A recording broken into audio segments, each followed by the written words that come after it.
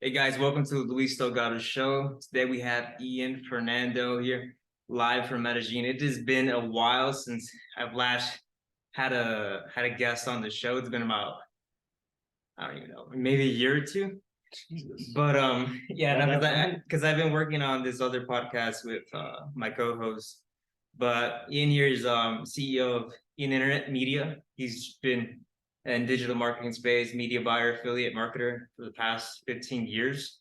Been traveling the world for about a decade. But I want to take it back to before you were a world traveler, an international speaker, and having your own company. So right from the beginning, what were you doing before you got into business and traveling and speaking? Um, well, there's a lot of stuff to start. So maybe we'll start off when I finished high school. We got into college. I went to college for about 2 years, about 3.5 years. My first year, I got suspended for my first semester for having a poor GPA because all I was doing was like hanging around with the white girls on campus, right?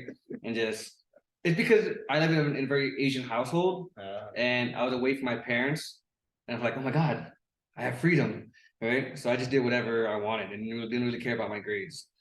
The second semester, I actually got kicked out because of fighting, right? But that was just an issue, right? Then I went back to New Jersey, and then I went to college there, Middlesex County College, a county college, and I got kicked out my third year for fighting. So I went to school for 2.5 years. Couldn't really get into the education part of my career, right? I couldn't listen to somebody that taught me about business because I went to school for business information, Right. but none of the professors actually spoke or had knowledge of having their own businesses. So I'm like, why am I listening to this person? So when I did that and I told my mom I didn't want to go back to school, she's like, well, you need to either go back to school or find a new place. I'm like, all right, let me just find a new place. So technically I got kicked out and I had to figure out how to survive. So basically I was working 3 jobs. I was a waiter on the weekends, a human resource manager during the day, and a call center agent at night. Right. So I probably only slept probably 2 to 3 hours a day. Right. And then I told myself, like, you know what? There has to be something that I need to do to just get rid of 2 jobs. My goal wasn't really to be an entrepreneur, to be where I'm at today, to be a traveler. My goal was at that time to have just one job. And then I found internet marketing. I Googled how to make money online. I made money through eBay. My first career, I did very, very well. I started ordering items in bulk, selling things outside of Walmart, outside ShopRite, in the streets after work. And then I also, once I started making bulk money on eBay, I was able to just get rid of one job. But the issue was that how do I couldn't really deal with customer service because I was still working the 2 jobs. I still didn't have time to do working with the clients. So then I started Googling how to make money without customers. Without customers, right? And then I found about affiliate marketing, media buying. And that's how I started buying ads on Google, buying ads on Facebook. At that time, I was only buying ads on Google at that time. And I found affiliate marketing, which then got me into an affiliate network. And this affiliate network called Azuga Ad back in the day, they're responsible for jumpstarting my career. All right, I went from literally maybe $1,000 a month to $1,000 a week to pretty much $1,000 a day. Right. And that's pretty much how my career kind of started that path. Right. There's a lot of things in between. Like, there's a lot, like before, like I like to survive in the hood, I had to like do a bunch of robberies, right? Okay. No one's gonna know. Yeah, exactly, right? But that's kind of stuff that happened to me. Like when I didn't have when I didn't have Wi-Fi, I couldn't afford Wi-Fi. I saved money to buy a wireless repeater, so I could put it on the edge of my window and get a weak signal and get internet that way until I was able to afford a monthly internet. Right. So yeah. And so besides getting kicked out from home and all these schools, like what was your drive though to just like besides that to get into business? Why not pursue something else? So I didn't really understood anything about business. My goal was to get rid of two jobs and to get one job, right? So eventually at Vonage, I went from call center agent Hmm. to a I forgot like a school call strategist where I had to figure out who had the fastest route call but the cheapest route call, Mhm. right? So it was all statistics, and then I realized to myself, if I was able to get rid of two jobs, can I get rid of this last job, right? It was like a risk taker for me, a risk issue for me, and I told myself, well, I have 3 months of worth of savings, right? So if I can replace this job within 2 months, then I'll continue. If not, then I'll find a job on the third month, right? Continue doing my job searching. And then within my first month, I probably did my whole year's salary in 1 month, right? This is the first year. Yeah, my first time been doing affiliate marketing, right? And I was like, oh my God, this is awesome. This is great. So that's kind of how I got into it. And over my career, I learned about business. Like I learned how to do copy, create web design.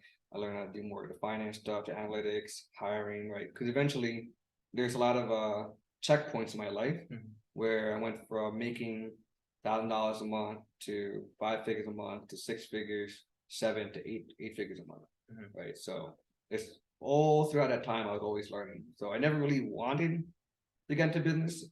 Entrepreneurship and affiliate marketing and media buying basically chose me. Shows you. Yeah. And did you know anyone at that point? Like, I'm sure there was somebody that like kind of helped you along the way. Was there anyone that you looked up to? Like, hey, there's that. Yeah, he's into marketing. No, so back in the day there was nobody like we have now, right? Because I started in 2002, full time 2004. Um, there was the Mike Phil Same, Russell Brunson, Yeah. the Joel Com, like the old internet guys, old marketing guys, but on the internet, right? Yeah. So like you have those legends for sure, um, but there's nobody like me, right, at that time. So during that time, I started creating. I was using Meetup.com to find marketing meetups, and that's how I started creating my circle.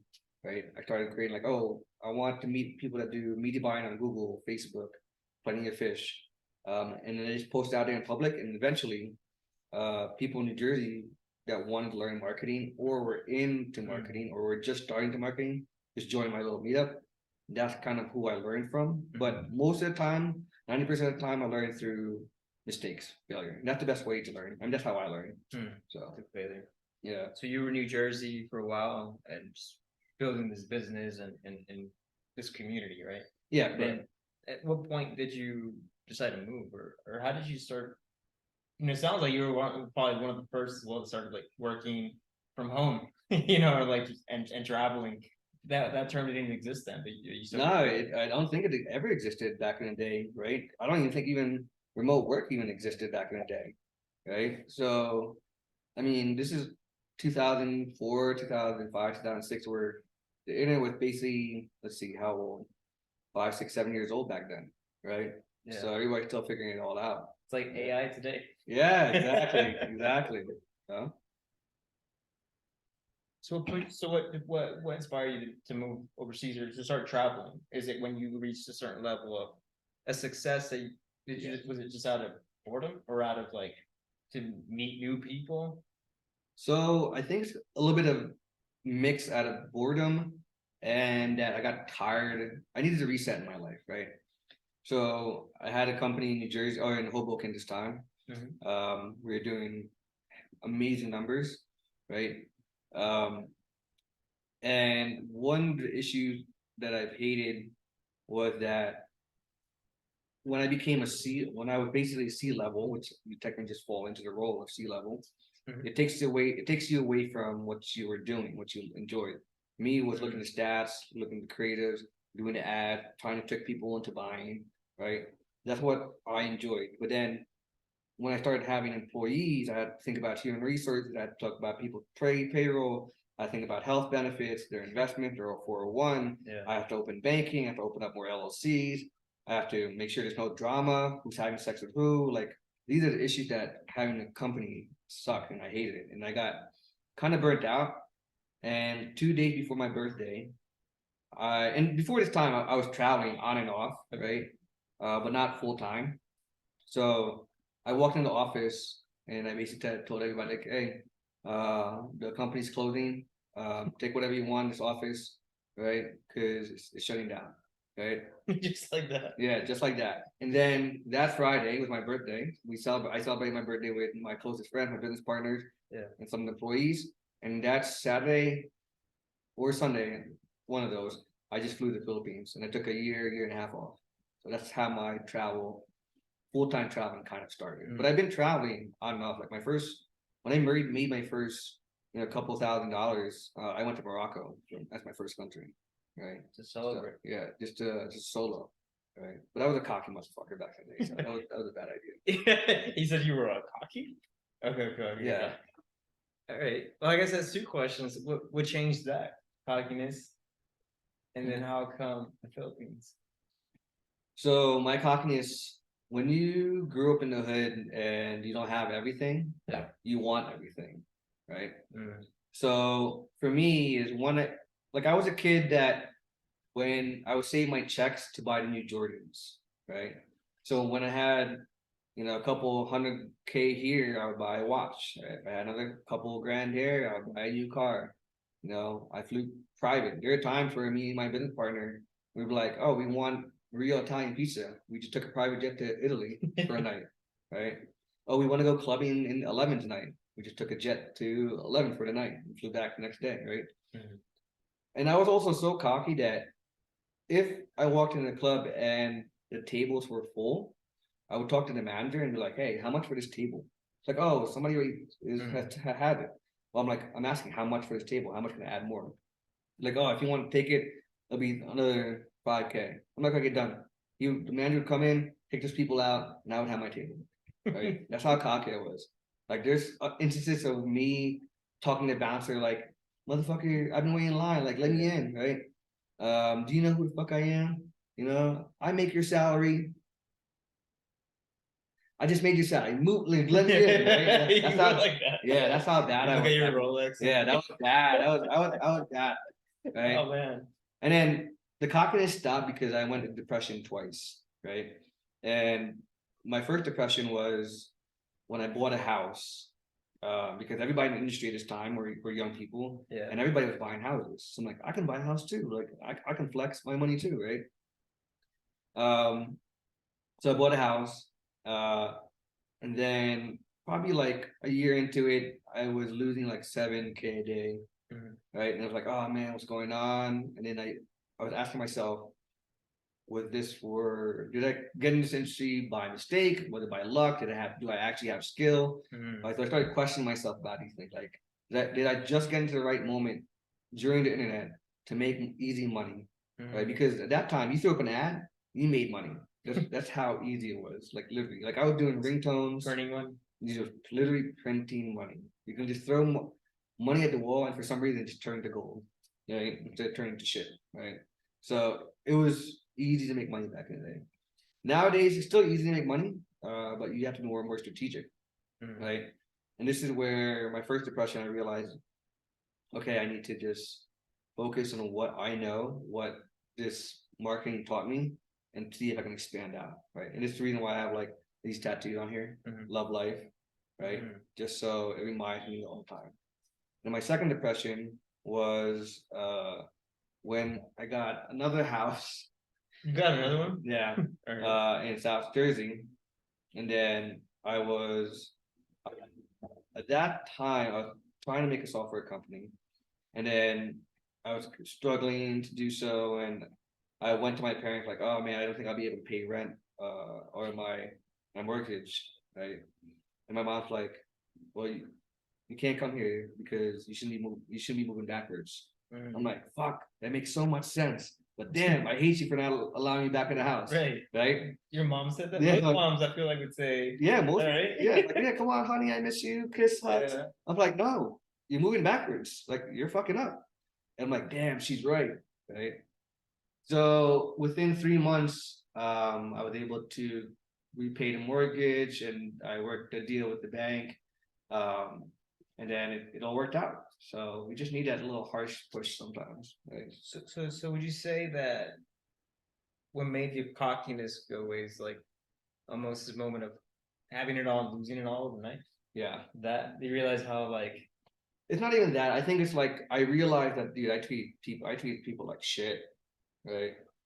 Yeah, like when you're depressed, you start thinking about why am I here?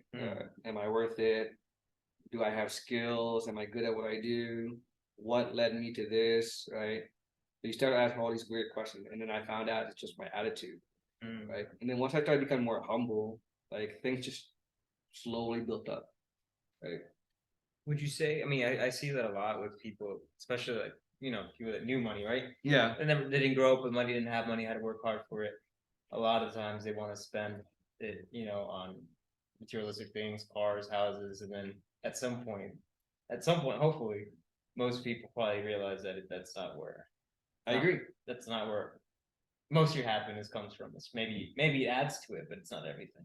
It makes life easier, right? I mean, for sure, money makes things easier. I don't think it. I mean, it doesn't make. I mean, I am pretty happy in my Porsche, right, or my Lambo when I had it, right? You know, but at the end of the day, like right now, I'm dressed simple. I don't even have a watch on. I don't have my chains on. Right. And I realized after traveling so many times, like when I was in Dominican Republic, like people were happy, right? Just like talking to you. I'm like, why is this person happy when they know they're broke, right? But it's that thing that simplicity makes things happier. So you learned that in the years that you were traveling to these different countries. Yeah, prior to my full time. Okay. Right. Yeah.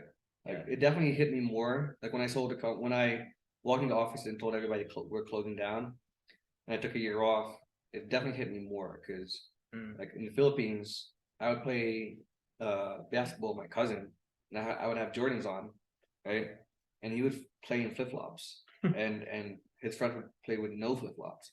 I'm like, dude, I'm so ashamed. Like I'm embarrassed that I don't even want to play with y'all, right? But they're happy, right? And it's crazy to me that they don't have the basics, but yet they were able to play and enjoy themselves all together, right? So during that time I traveled for sure, my first 2 years, I realized a lot more stuff for sure. But I knew this before, but I just wanted to act like a boss. Right? I'd be the guy on Instagram, like at the airport, look at these peasants, right? Like fucking peasants in the fucking. And they have to wait for their fucking seats. Yeah. I'm like in first class. I'm like, they're calling me a priority. I'm like, yeah. I'm like, ah, fucking peasants. Right? You're uploaded. Yeah, and on Instagram, right? My sister would get so super mad about that for sure. But yeah, that's not me anymore. Well, sometimes. Do you have any? Is there anything that you learned from being? Sounds like you're two different people. Were there pros and cons? I mean, is there pros to being like that at all? Yeah, you're super confident, right? You grow your confidence a lot, right? You know how to talk and you get what you want. That brings the attitude in sales. Like when you want to create deals, your cockiness helps, right? For sure. Because it's tied to some level of It's like confidence. Like, yeah, dude, I know what I want. Like, just give it to me, right? Like in sales, there's So now where does that come from if you're not cocky anymore? what happened? Now, if you're not that anymore, where does that same confidence come from? Or is it? Well, it's still in me, right? Yeah. I'm very confident who I am. Yeah. Right? So, but I'm not cocky. Yeah. Right? But if there's a deal that I want, I'll act cocky. Right? I'll do like you probably know this. Like I'll do something close. Right. Yeah. Where I'm like, oh yeah, the invoice already is in your inbox. Let me know when you send to your account. I'm ready to start. Right. That's not something close. Like that's cockiness. Right. But in a subtle way. Right. So that's because in sales or in marketing, if you're gonna read the terms of service and be like, oh, we can't do this, then that kills your creativity. Right. So cockiness is not like I'm still confident and I know what I'm doing. Yeah. Right. Like, but I'm also humbled now, right? But if I'm in the club and I can't get in, I won't be like, yo, what? How much at the table? Let's kick these motherfuckers out. I'm not that person anymore. I'm like, oh, let's go to another club. Right? So that's where it changed. I mean, yeah. I mean, I think it's crazy how sometimes you have to go through dark moments just to get to that side. Yeah. Of the other side of things. Well, yeah, I mean, I think the difference nowadays that Because you still make money, yeah, but just your way you see things change. yeah, for Right. sure. I think the difference is that I have compound experience, whereas nowadays people gain experience through YouTube, right? Like I didn't know anything about financial education. Yeah. My parents only taught me how to save money, right? That doesn't do anything, right? Now I had to hire a lawyer, CPA, tax attorney, right? But people can get all that through the internet now, right? Which is that's why a lot of people now are more financial savvy than anything. And when I was back in the day, like nobody's gonna buy fucking $250,000 watch. Tell them, hey, I bought a $250,000 watch. Yeah. Right. You're like thinking back. Yeah. Yeah, tell me about, I know, so you were traveling, a couple of years, and then what, you got back into business. What was your plan then, and then how did that ultimately lead to being here today? So I think when I traveled and I took a year off, I wanted to get away. I wanted to figure out who I was, right? Because being being a C level is not fun because you have to be responsible for people, not your company. Well, no, you have to be responsible for your company, which includes people, right? You're not responsible for yourself anymore, right? So you can't be selfish, right? So I didn't like that, right? And the craziest part is like before even that, I sold two companies before that, and just 2 years ago, I just sold another company, right? And the two other ones before 2013, I had my biggest employee list was probably 25, right? But I had somebody else taking care of that, Yeah. right? Whereas me, when I owned my own stuff, I'd make sure everybody was good, everybody got paid right, right? Everybody, no drama. But I think for me, I wanted to understand that what I wanted. Did I want to make companies, or do I just want to run create affiliate campaigns? Right. I'd rather be a one-man show and have virtual assistant than have employees under me, right? Because I'm responsible for my own income, right? Because the income in the company, I'm responsible for the revenue coming in to give to my employees, right? That means I have to make sure I have KPIs. My KPIs aren't being hit, and I get annoyed because I got to yell at employees. Like, do I want to do that or no? I don't know. It's a weird dynamic, right? I would rather just buy ads for myself, and if I don't make money, I don't make money. That's my fault, right? Whereas if the company doesn't make money, then I can't pay employees. That's a heavy burden on me. I didn't want it. Right? Got it. So you started to design your life in the way that you thought was best for you. Yeah, correct. Yeah. And that was not having as much responsibility, but just focusing on a few clients. And was that at that point also, were you thinking at that point, I also want to keep living overseas and work as willing to work, as least possible to make and still make a lot of money? Yeah. Or were you still like working a shit ton and trying to make a lot of money, even as a one man? Oh man, no, I wasn't. So once you hit like a million and you do 8, you're like, there's a difference between 1 and 7 and 8 figures. Like there's really not a big difference, right? So then I was like, okay, do I just want to make X amount of money per month, and just enjoy my life? Sure, I can do that because overseas is cheap, right? Right. Like I can control that variable, right? If I really want to make M's, I can do it, right? But then that sacrifice my time, my freedom, my travel time, right? Or do I just want to make a couple $1,000s a month so I can full time travel, full time freedom, right? All that sort of stuff. But I realized that I want to be overseas probably 4 years into my travel, and probably 3 years into my travel. I was in Vietnam, and I really love Vietnam. And I think for me, once I understood how cheap it was, I was like, why would anybody want to live overseas? Why would anybody want to live in the US? It took you that many years for that to put. Yeah, and I started figuring out how to do my we had taxation strategies overseas in Singapore and Hong Kong, but now it's like, okay, how do I do it for myself now? Because those entities were for the company that I ran. Huge corporation. Yeah, exactly. So now it's like, how do I just restructure? Like right now, I'm trying to figure out another restructure for for what I'm doing now, because this year I did very, very well. Right. So now I'm trying to restructure again. Right. So I think it took me like 3-4 years to figure out, oh, I definitely want to be overseas, just because like lifestyle overseas is far better. What's better about it? I mean, food access is far cheaper. You can choose your climate, you can choose your environment, you can choose your city, right? Like I'm moving to Brazil next month, and I'm going to Sao Paulo. Sao Paulo reminds me of New York, right? Yeah. It has Japantown, it has Germantown, Italian town, Koreatown, right? The diversity is there, right? Whereas those other ones as well. Yeah. I thought that was mainly just Japan. I mean, I saw Yeah. Japan town. Yeah, they're all out there. Yeah, it's it's diverse. He said they're all out there. Yeah, just imagine talking to a Japanese girl with a big booty. Like that's crazy. In Brazil. In Brazil, yeah. Yeah, mixed. Yeah, they're mixed, right? And the other thing is you'll realize that people overseas, right? They enjoy being who they are, like Colombian, Vietnamese, right? When you're in the US, there's this issue like we have an identity issue, right? So everybody's like, oh, I want to protect my Mexican heritage. Okay, cool, right? That's awesome. Yeah. Do that, right? Oh, I want to protect my Indian heritage. But when it's a crossover, right, they're like, oh, your culture appropriation. I'm like, no, motherfucker, I'm sharing my culture, right? You don't understand that. And this is the issue that I have with a lot of US with US most of it. We have an identity crisis. We want to say super we purposely segregate ourselves. Like we want to be Mexican and keep the Mexican music because we want to keep it. I'm like, cool. But then why are you sharing your tacos with white people? Right? And the white people can't like be part of your barbecue, right? When they go to your barbecue and then they try to take some of your traditions and share your recipes, that's called culture appropriation. Right? Like what the hell?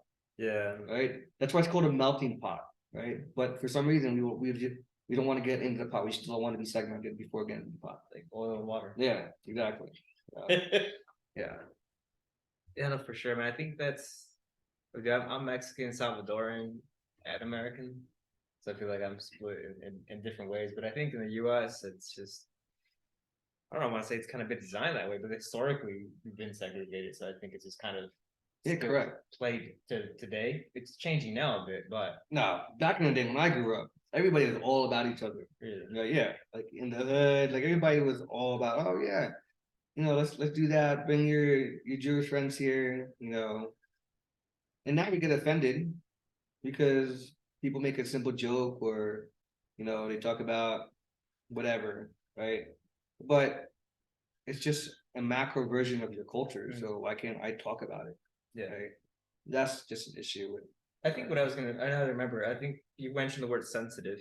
I feel like people in the U.S. are just sensitive in general, just because they haven't had it hard. Well, I mean, which is a whole different topic. I know, but it's like that's I can get it. Yeah, dude, man, people are so soft, man. They are. Well, the thing is, for example, my generation, my friend, they overlook their kids, right? Yeah. And I'm like, dude, let your daughter trip. Like, you want me to trip her? Like, I'll trip her. Let me trip. Yeah, right. So you don't feel bad. But yeah, and I don't feel bad. And the reason why is because, like, you go to these schools, public schools, like every kid's allergic, right? They're allergic to breathing. Like they fucking have all that shit. Like when I grew up, like we were going to the night climbing, building tree houses, doing literally probably trying to get ourselves killed on purpose, right? But that's because we were kids. Now you can't even be a kid and enjoy the true value of exploration, true value of creativity, true value of selfishness, true value of curiosity. Right? Now you don't have it because you have somebody telling you that, oh, the internet says this. Watch out! You can't be out at 6 p.m. because the sun's too dark and I can't see you. Like, what? Who cares? Right? Your kid needs to be lost. Right? That's the issue is that there's so much information now that it created fear. Right? Back in the day, there was no information, right? Limited access to information. That there was fear, but there was still okay, just be careful type attitude. Right now, it's just so much information that we hear some one negative issue, probably 1% in your community, and everybody's like, oh my god, what's going on? Right? That's another issue. But yeah, topic for another. Yeah, definitely. That's a topic for another podcast. For sure. And then, so taking it back, you were creating this new business, like not business, but just creating in a way that made sense for you, where you're able to travel, meet new people. You did that for what, like 4 or 5 years? Yeah, another 4 years. Yeah, 8 years. Yeah. Got it. So this is where it gets you to here to today, right? Yeah. Being in the same space, Yep. just had some exits as well in the process. Yeah. So what would you say is that, like, I mean, for some people that are watching, I mean, there's some people that are probably business owners themselves or trying to get into business. You're like, what's one thing that made you successful versus all the other hundreds of thousands of people that have tried it and they just haven't been able to succeed? I think you have to understand yourself, right? Because this question changes a lot for me sometimes, right? There's a lot of people that get into business and then they try it for 2, 3, 4, 5 years, but they have not been able to make a dollar. My message to you is like, dude, find another fucking venue. Like, like the example I use, like, okay, you're trying to go to the NBA, right? But you're saying your parents are pushing you like, oh, you're good, people telling you you're good. But you have to realize yourself that you suck, right? Like you realize, oh, I'm a far better sprinter, right? Because I can go up the court far faster than anybody else on the court. Yeah. Once you realize that skill and take that and maybe like, oh, maybe I need to go to track and field instead, right? Or soccer or football, right? Because that they value more the sprint game, the run game than in basketball, right? So once you realize your true self, I think it's important that you can move on or pivot. Like with me, I realized that I don't want to be a C-level, right? I don't want to be CEO. It took me away from my skill, right? Which is media buying, creativity, creating ads, creating angle, doing landing pages, picking people in the buy, right? Things of that nature, right? So I think if you know who you are, and know when to stop, and know that you cannot progress anymore from where you're at, then you can pivot into a new position, new role, new idea, right? New business, and go from there. It's funny and amazing how a lot of people will say kind of what you just said. It's like knowing thyself, right? It's like it seems to be like the answer to a lot of your problems and a lot of like clarity. Just getting to know who you are, what you want. I think it's really important because I know friends that are trying to do things in the affiliate space, but they've been doing it for 6, 7 years. And when you're in the affiliate space and you can't even like you can literally throw up an ad on TikTok right now and make your first dollar, right? And then are you able to make $1 turn to $100? That's the skill there, right? So if you realize you can do that, then maybe that is for you. But if you can't, and you can be like, dude, I suck at this. I can't do it. You know, you have to understand, like, oh man, I'm not good at coming up with angles. I'm not good with coming up with a perfect optimized landing page. I'm not good at ad copy. I'm not good at coming up with testing page ideas, right? There's a lot of variables that come into marketing.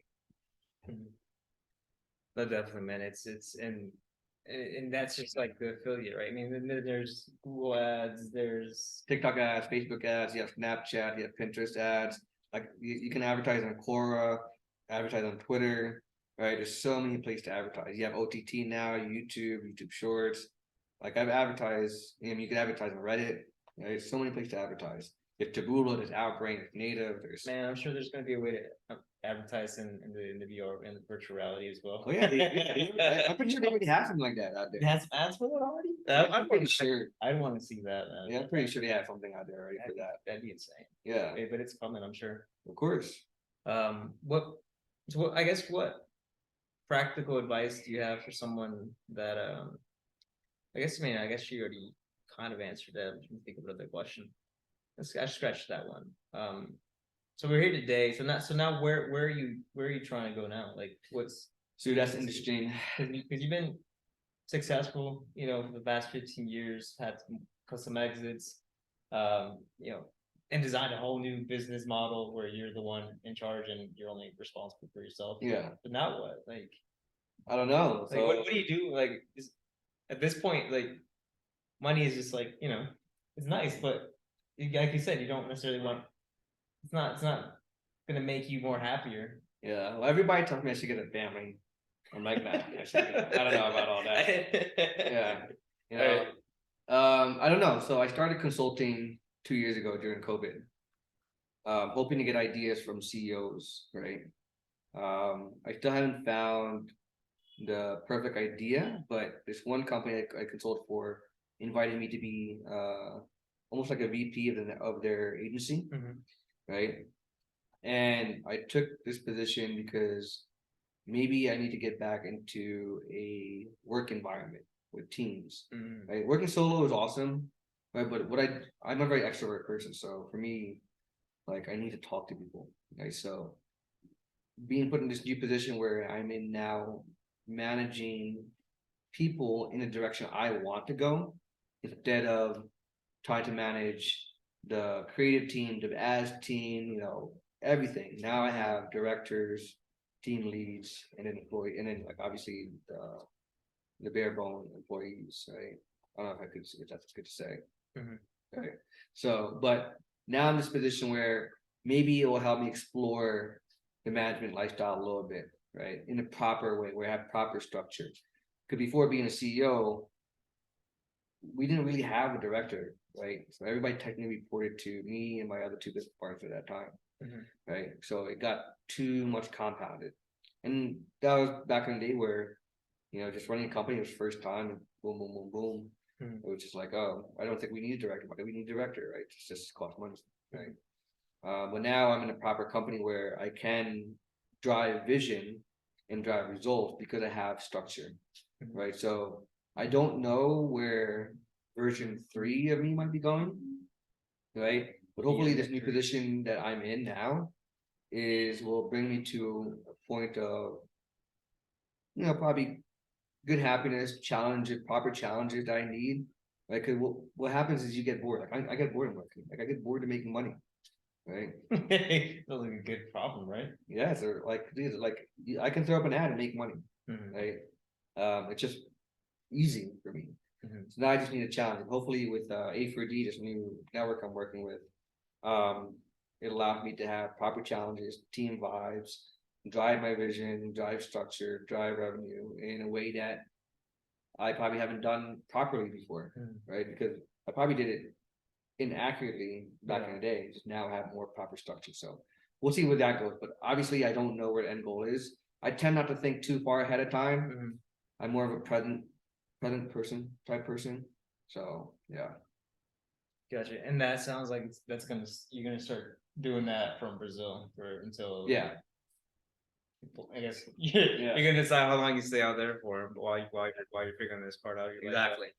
got it. And one thing I do like about what you said is like that you get bored, right? Once Yeah, you're good at something, and I think life in general is like things that are most worthwhile are things that challenge us.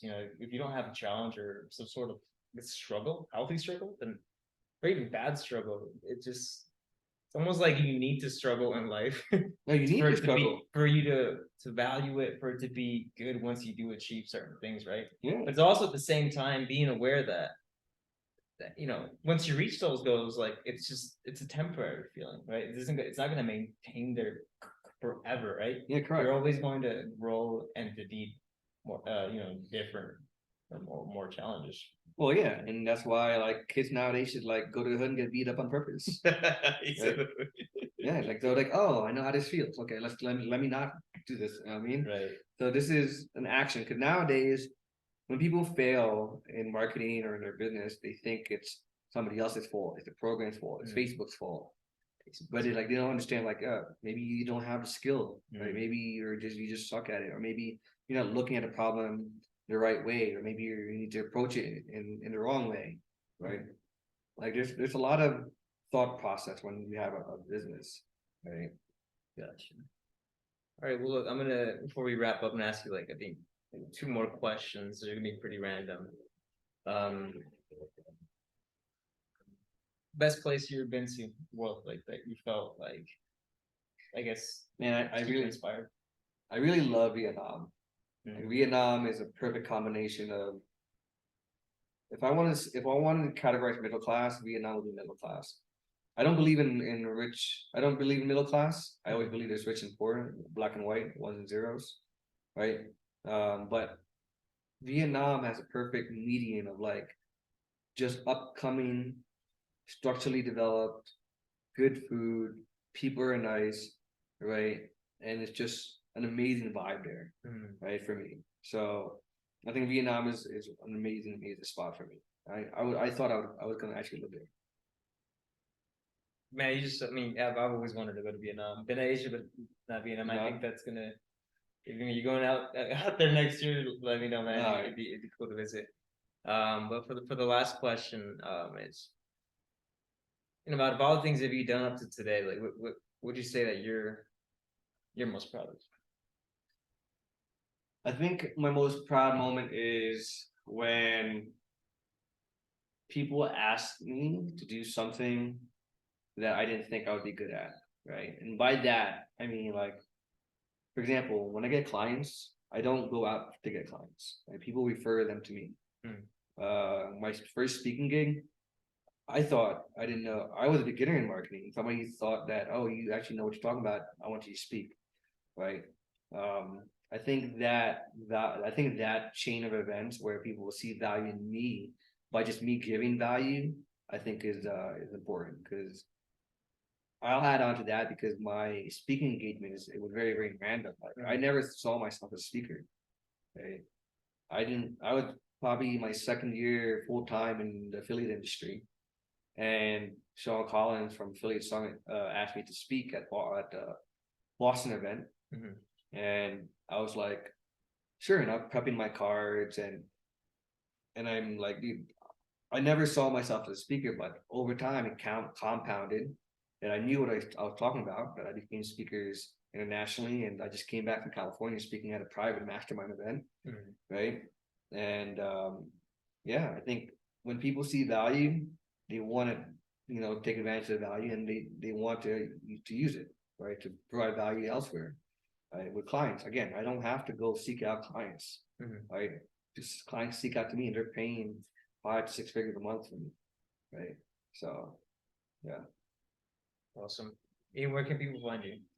They can find me at ianfernando.com or ianfernando.com/social, right? But mainly ianfernando.com.